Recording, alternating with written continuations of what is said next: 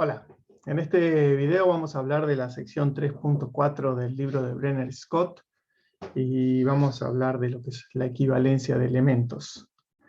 La idea como objetivo de estas secciones es poder comparar los operadores locales de interpolación sobre diferentes elementos. Poder de alguna manera unificar todo y que todos entender cuándo los elementos son todos equivalentes en una misma partición, por ejemplo. Entonces vamos a comenzar con una definición que dice que un elemento finito Kpn es equivalente afín a K sombrero, P sombrero, N sombrero, cuando se cumple lo siguiente: cuando existe un mapeo F afín, es decir, de la forma A por X más B con A no singular, al que se van a cumplir estas tres propiedades. La primera es que la imagen del elemento K por F es el K sombrero, y acá lo tenemos esquematizado. Tenemos un elemento K y un elemento K sombrero. Bueno, la F tiene que mapear el K en el K sombrero. Aparte de que no sea singular la A, es necesario para que, por ejemplo, los dos tengan medida positiva. Si no, este elemento podría dar un segmento dentro de R2. Pero esta definición es genérica en Rn, ¿no? Entonces la primera propiedad es que la imagen del elemento sea el elemento K sombrero.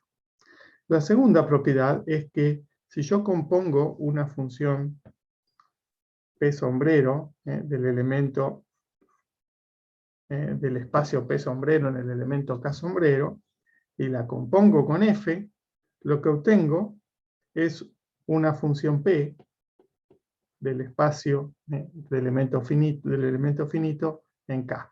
Pero no solamente eso, sino que obtengo todas de esa manera. Hay una equivalencia, una biyección entre funciones del espacio de elemento finito en P sombrero y funciones de P dadas por la composición con F. Y de la misma manera, la base nodal, la base de variables nodales, si la compongo con F, obtengo la base de variables nodales en el elemento sombrero. Veamos algunos ejemplos para entender esta idea. Si yo considero las funciones lineales a trozos, P1, sobre cualquier triángulo K, y como N considero como variables nodales la evaluación en los tres vértices de un triángulo, todos los triángulos con el espacio de funciones definido como las lineales y con las variables nodales como la evaluación en los vértices de K son equivalentes a phi. ¿Y por qué es eso? Podemos pensarlo un poquito. Bueno, si yo tengo una función lineal en un triángulo y considero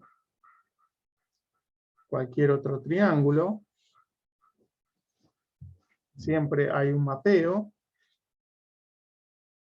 F que me lleva del triángulo K al K sombrero, y que además, si tengo un F que me lleva de K a K sombrero, afín, me va a mapear los vértices en los vértices, y si una función es lineal en este elemento, al mapearlo con una F afín, sigue siendo lineal en este elemento.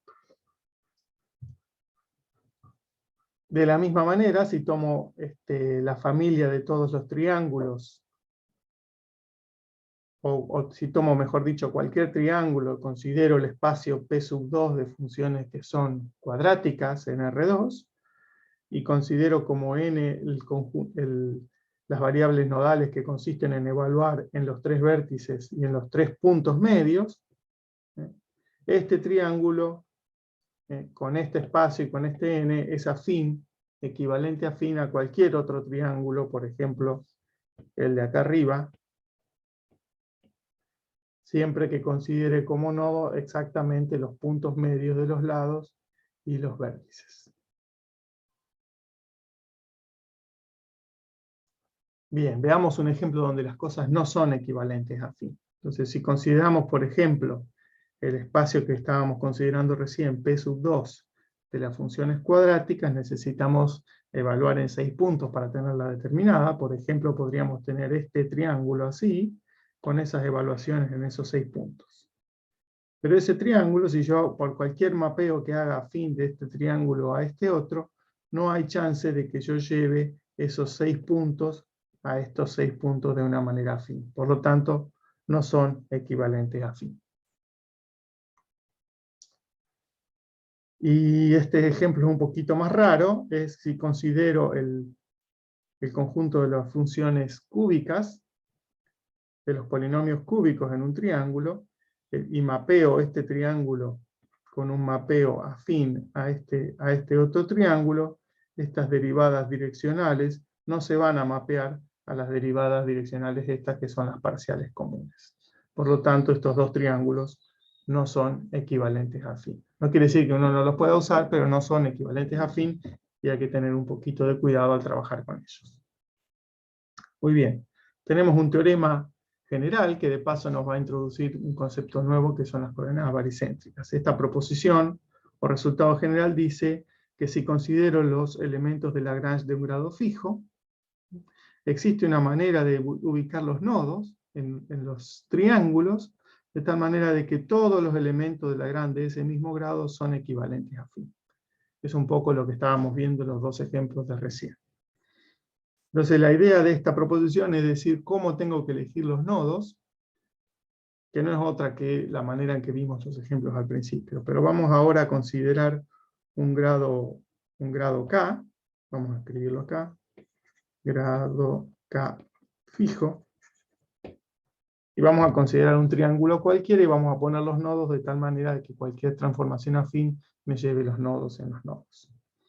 Entonces, para eso vamos a definir lo que se llaman las coordenadas baricéntricas, B1, B2, B3 de un triángulo, que en otros libros se denotan usualmente por lambda 1, lambda 2 y lambda 3. Entonces, ¿qué es la iésima coordenada baricéntrica? Es la función lineal que cumple que BI en el vértice ZJ vale, perdón, no es 0, sino que tiene que valer delta IJ. Entonces, la función B1, vamos a usar otro color, mejor este, la función B1 es la que vale 1 acá y vale 0 en los otros dos vértices. Y además es lineal, por lo tanto la función B1 vale 0 en este lado, y sobre toda esta recta, porque está definida en todo R2, y vale 1 acá, tener este vértice, por lo tanto, a esta mitad de distancia, acá B1 vale 1 medio. Y las curvas, las rectas de nivel de esta función B1 son todas paralelas al lado Z2 y Z3. Y de manera análoga tengo definida la función B2, que va a valer 1 acá, y 0 sobre esta recta. Y las curvas de nivel van a ser rectas paralelas al lado Z1, Z3. Bien, esas son las coordenadas baricéntricas.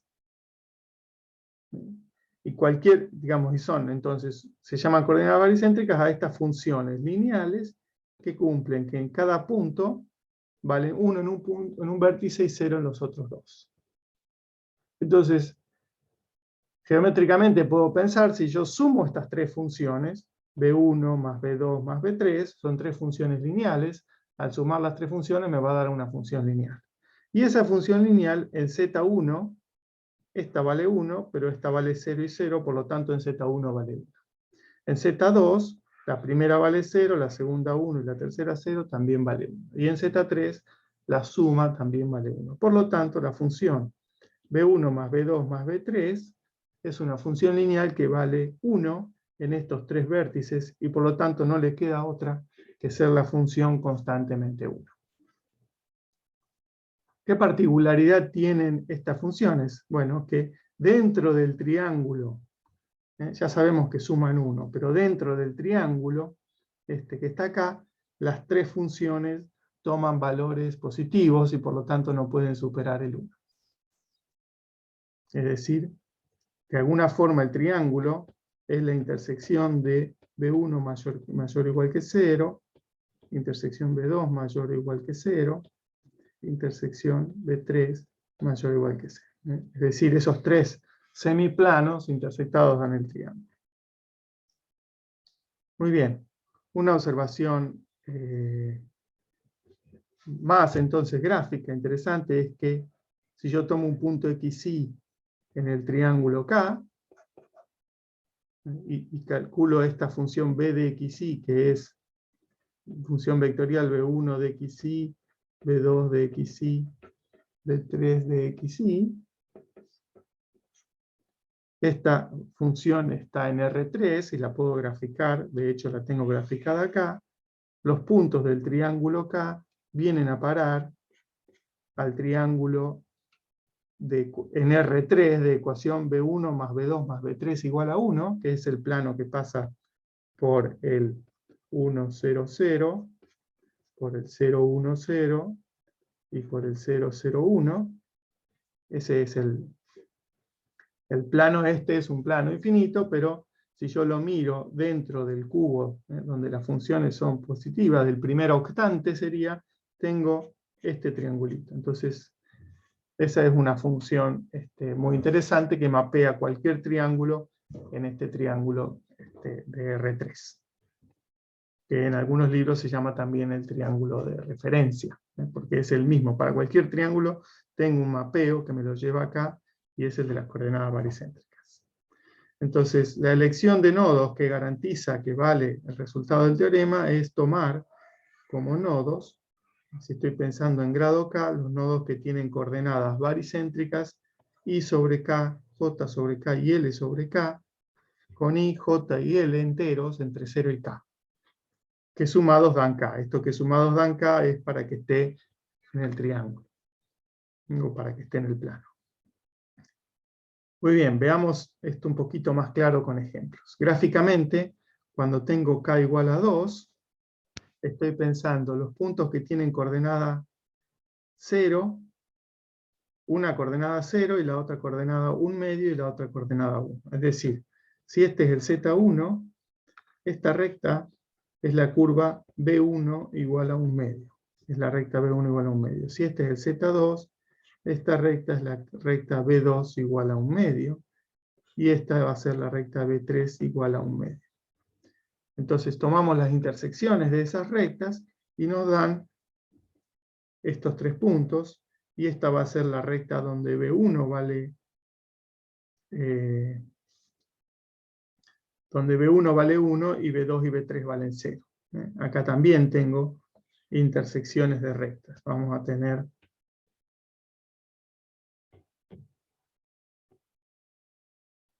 una recta acá. Esta es la recta B1 igual a 1, intersección B2 igual a 0, B3 igual a 0. Y así, cada uno de esos puntos es una intersección de tres rectas de nivel de coordenadas que suman 1. 1, 0, 0. En este caso tengo 1 medio y 0. ¿Sí? En este caso tengo esta recta que es B1 igual a 1 medio, esta que es B2 igual a 1 medio, y esta que es B3 igual a 0. Me da lugar a ese puntito de ahí. Este. En el caso K igual a 3, tengo las rectas. Vamos de nuevo a ponerle nombre. Si este es Z1, esta recta es B1 igual a 0, esta recta es B1 igual a 1 tercio, y esta recta es B1 igual a 2 tercios. Y de la misma manera tengo las rectas B2 igual a 0, B2 igual a 0, si este es Z2, esta es la recta B2 igual a 0, esta es la recta B2 igual a 1 tercio, y esta es la recta B2 igual a 2 tercios. Y esta va a ser la B3 igual a 0, B3 igual a 1 tercio y B3 igual a 2 tercios. Y este es el punto B3 igual a 1. Entonces, si tomo todas las intersecciones de esas rectas, lo que obtengo es los nodos que tengo acá, y que ante cualquier transformación afín, estos nodos siguen estando en las mismas posiciones relativas a los vértices, y por lo tanto me dan elementos afines. Para K igual a 4, para elementos polinomios de grado 4, tengo que dividir cada lado en 4 subintervalos iguales y trazar las rectas paralelas a los lados. Entonces, todas esas intersecciones me dan los nodos de Lagrange, para que todos los elementos de grado 4 sean afines entre sí. ¿Sí? La equivalencia afín No es entre elementos de grado 4 y elementos de grado 3, por ejemplo, sino entre todos los elementos de grado 4. Si yo deformo este triángulo con una transformación afín, veo todas figuritas semejantes a esta. Muy bien, con esto terminamos este video y nos vemos en el próximo.